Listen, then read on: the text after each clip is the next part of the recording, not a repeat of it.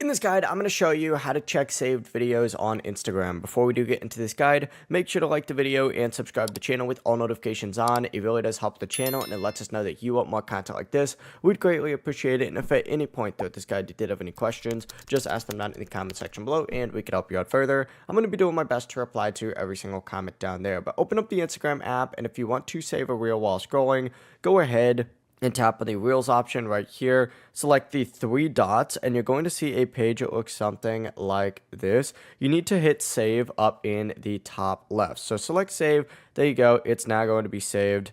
And then to find those saved videos later, tap your profile icon down in the bottom right. Then tap the three lines up in the top right corner. And then what you need to do is select saved.